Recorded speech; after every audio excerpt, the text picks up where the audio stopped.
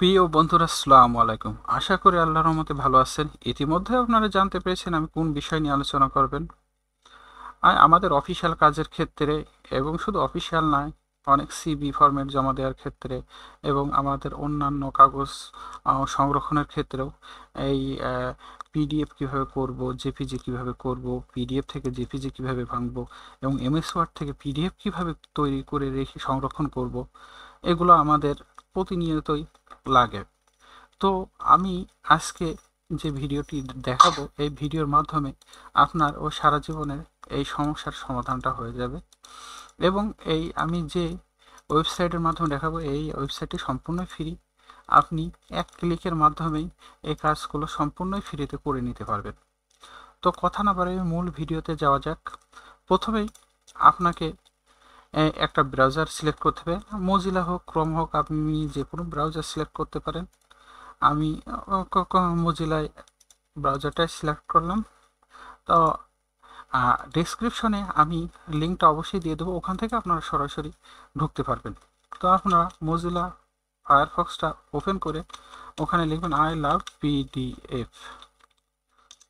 ইতিমধ্যে আমি 2-3টা ফাইল ডেস্কটপে আমি রেখে দিয়েছি, যেগুলো আপনাদেরকে আমি ভেঙে দেখাবো। আই লাভ পিডিএফে ক্লিক করার পরে আমরা আই লাভ পিডিএফের মূল ওয়েবসাইটটাতে চলে এসেছি।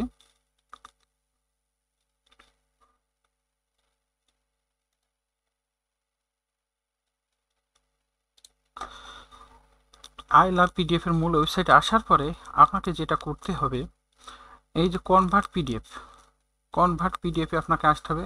তার আগে আমি দেখাইনি, দেখেন আমি 2টা জেপিজি ফাইল, একটা এমএস ওয়ার্ড ফাইল এখানে অলরেডি ডেস্কটপে রেখে দিয়েছি কাজের সুবিধার জন্য, আপনাদের দেখানোর জন্য। তো আমরা কনভার্ট পিডিএফে যাওয়ার পরে, যেহেতু আমি প্রথমটা ভাঙবো ওয়ার্ড ফাইল থেকে পিডিএফ করব, তাহলে আমি ওয়ার্ড ফাইলে ঢুকবো। ওয়ার্ড ফাইলটা ওপেন করে আমি ওয়ার্ড ফাইলটা আইসিটি বলে রেখে দিয়েছি। এবার আইসিটি ওপেন করে আমি কনভার্ট টু পিডিএফে ক্লিক করব, দিয়ে ডাউনলোড করব। আমার এমএস ওয়ার্ড ফাইলটা ডাউনলোড হয়ে গেছে। তো আমি এই যে কাট করে আমি একই জায়গায় 2টা নিয়ে যাই। এটা আপনার এমএস ওয়ার্ড ফাইল, এটা পিডিএফ ফাইল। এমএস ওয়ার্ড ফাইলটা আমি ওপেন করে দেখাই আপনাদেরকে। এই যে এমএস ওয়ার্ড ফাইল, আর এটা আমি পরবর্তীতে যেটা করলাম পিডিএফ ফাইল। তাহলে আপনারা বুঝতে পারলেন পিডিএফ থেকে কিভাবে, এমএস ওয়ার্ড থেকে কিভাবে পিডিএফ তৈরি করতে হয়। এখন দেখেন 2টা জেপিজি ফাইল আছে, আমি এই 2টা জেপিজি ফাইল পিডিএফ ফাইলে রূপান্তরিত করব। তাহলে আমাদের যেতে হবে কনভার্ট পিডিএফ। এই দেখেন জেপিজি টু পিডিএফ, এখানে ক্লিক করে আমাদের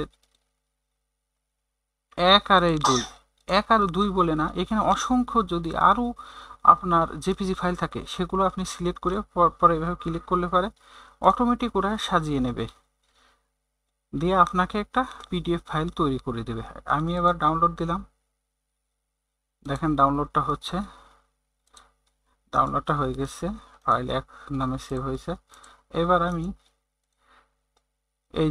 এবার আমি জেপিজি ফাইল 2টা দেখাই। এই দেখেন জেপিজি ফাইল এই একটা,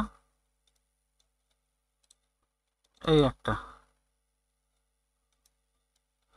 এইবার আমি যেটা পিডিএফ করলাম, দেখেন পিডিএফটা একসাথে 2টা ফাইল রূপান্তরিত হয়ে গেছে। এভাবে আপনি অসংখ্য ফাইল পিডিএফ তৈরি করতে পারবেন। অসংখ্য জেপিজি ফাইল, একটা ফাইলের মাধ্যমে আপনি পিডিএফ তৈরি করতে পারবেন। এর ক্ষেত্রেও আপনার কোনো সময় দেখা যাচ্ছে পিডিএফ ফাইল আপনার একটা ফাইলে রয়েছে, অথচ আপনার ওটা ভাঙার দরকার, আপনার আলাদা আলাদা করা দরকার। সেটার ক্ষেত্রে আপনি কী করবেন, সেই একই সেম জায়গায় যাবেন, কনভার্ট পিডিএফ, তারপরে আপনি যাবেন পিডিএফ টু জেপিজি।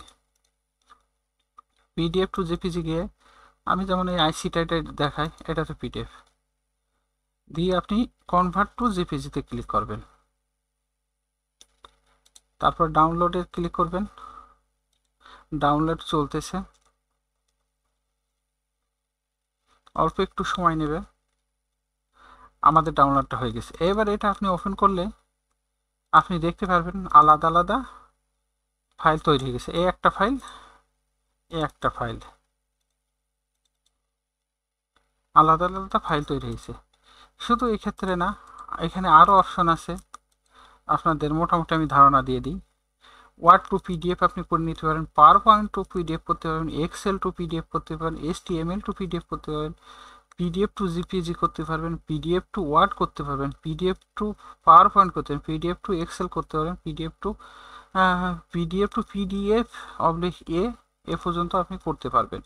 মোটামুটি আপনি এই ওয়েবসাইটে আপনার অফিসিয়াল যত ধরনের কাজ আছে আমার মনে হয় খুব সহজে আপনি করে নিতে পারবেন।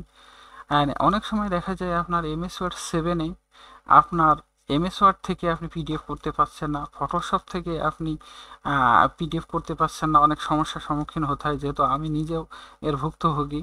তো আমি এই আই লাভ পিডিএফ দিয়েই মূলত কাজগুলো করে থাকি। তো আশা করি ভিডিওটার সারমর্ম আপনার বুঝতে পেরেছেন। তো আপনারা পরবর্তীতে এই ধরনের সমস্যাগুলো এই ওয়েবসাইটের মাধ্যমে সমাধান করে নিতে পারবেন। ততদিনে ভালো থাকবেন, আর পরবর্তীতে ভিডিওর জন্য অবশ্যই লাইক, কমেন্ট, শেয়ার করতে ভুলবেন না। খোদা হাফেজ।